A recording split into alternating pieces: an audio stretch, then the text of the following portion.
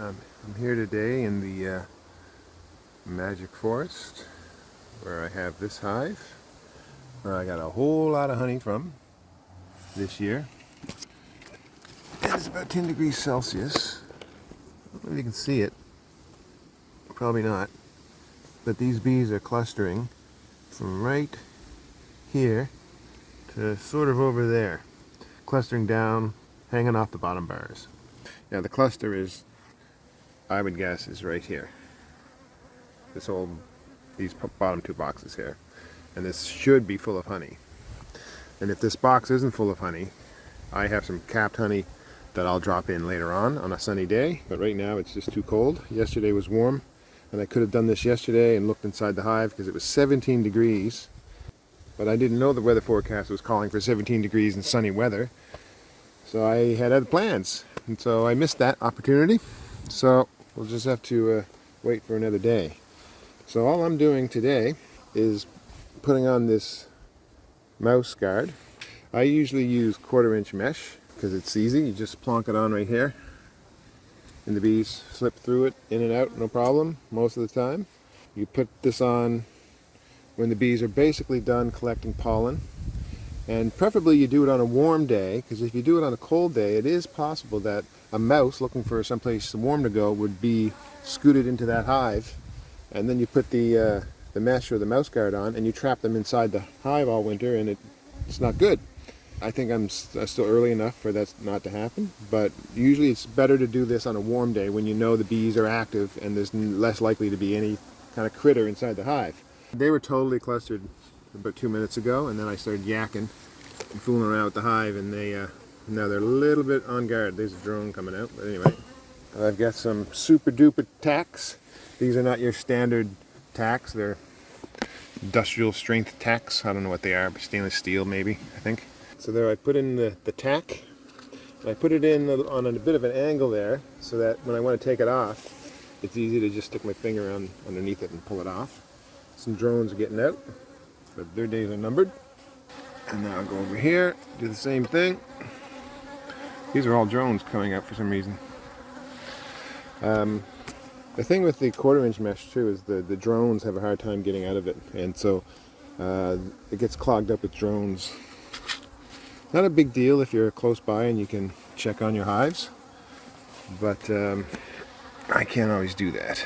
Not with this hive anyway. This one's off. This hive isn't next to my yard, so I gotta just do what I can. But yeah, these are all drones coming up for some reason. And now here, I cut this mouse guard myself because it used to look like this, and if you look at that, it doesn't fit. It doesn't fit on the standard bottom board that has ridges like this, so I had to saw off the edges. But this one, I sawed off too much, and that's big enough for a mouse to get in. I'm just going to take a piece of that 1/4-inch mesh, shove it in that hole. Hold on. There we go. And then pin it down. That'll still provide some ventilation, but no bees or critters are going to be able to get in and out of that. I'm going to put an extra tack in that one because it seems a bit loose. Most of these bees that are flying right now are drones. Alright, so that's that. I used to, when I first started tacking things into my hives, I used to use thumbtacks like this, but getting them in was a bit of a job.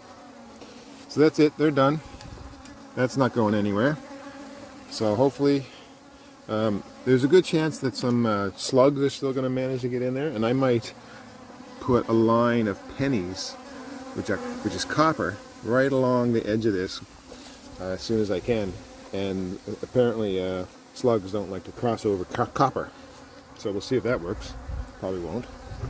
And up here, inside this hive, we've got some sugar syrup, but there was not enough, and they're still a little bit hungry, but it was too thick. So you can see this is all just solid hunk of sugar down there.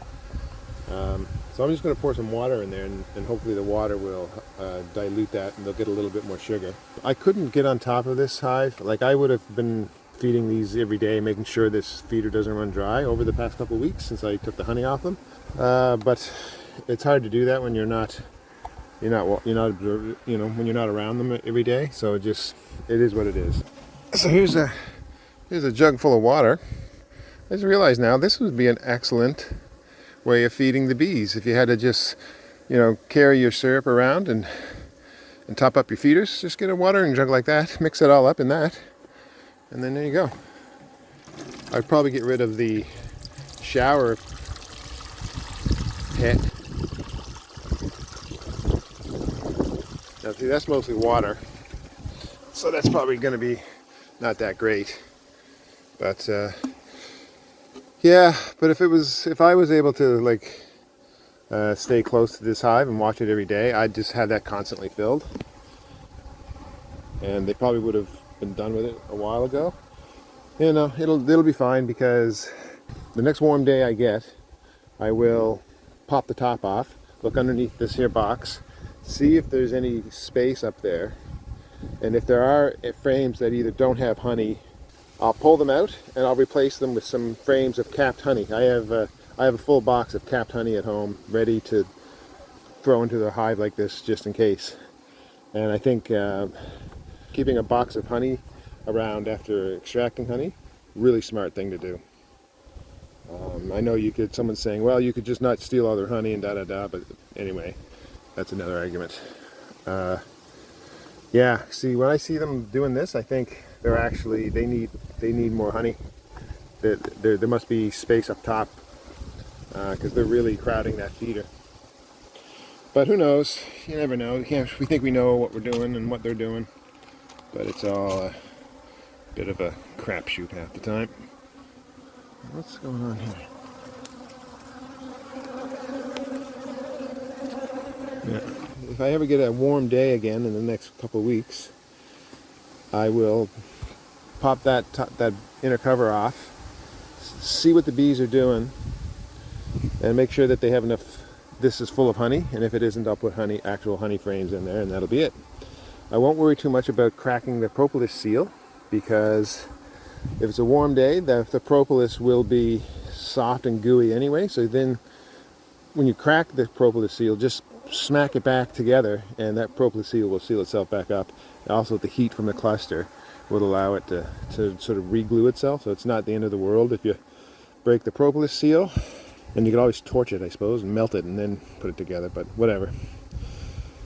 And that's probably it for this hive, except for this feeder, which I should have been more on top of. I think it's in good shape.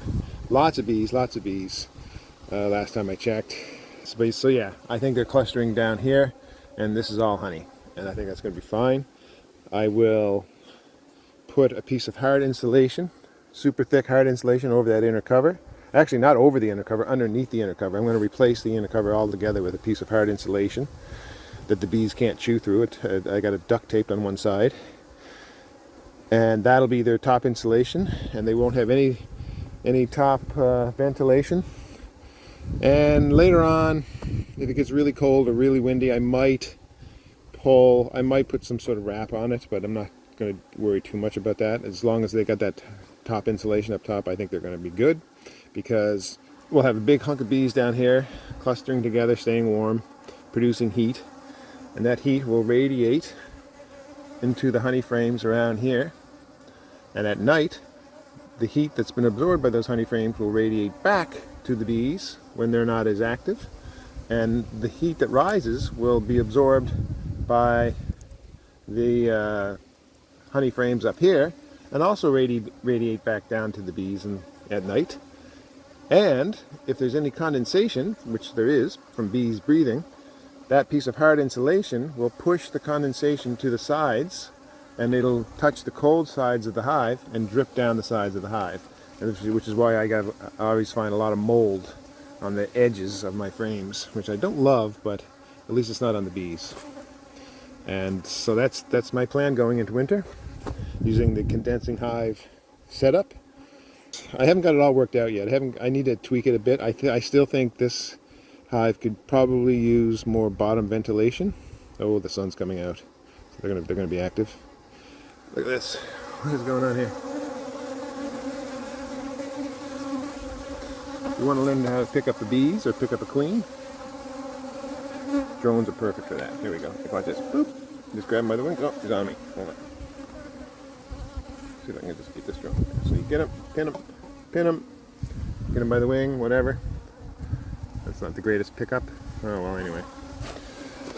Yeah. Anyway, so there you go. That's my general plans. So I think, yeah, I'll come by probably in the next week. By the looks of it, I think they could have used more syrup, but that's the way it goes. Let me see, is this stuff dissolving yet? Not exactly. I'll mix it up a bit with my fingers. Hopefully that'll just naturally dissolve and they'll be able to suck down a little bit more syrup. This, if you didn't know it, is the distinctive buzz of drones.